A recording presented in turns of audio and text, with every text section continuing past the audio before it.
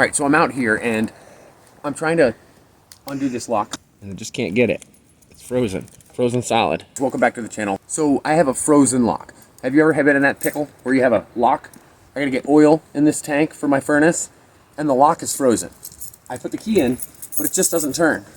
One trick that I've learned, isopropyl alcohol. You guys will see that every now and then. It's fairly cheap. Blast some of that right into the lock. Blast some of that right on the top of here.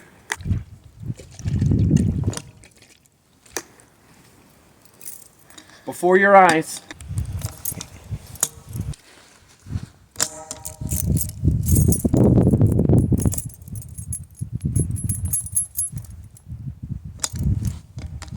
Look at that.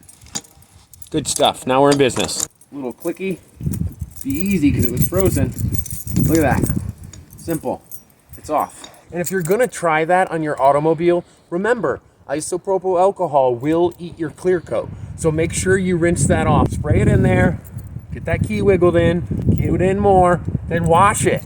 And now let's remember, this technique is about speed. I did not want to go boil some water or get some warm water and wait on this thing to dethaw. That alcohol gets right inside of it and gets the job done quick. And if you guys like that and other DIY projects and tips, make sure you guys are subscribed. Hit the notification bell for any other videos we have coming out.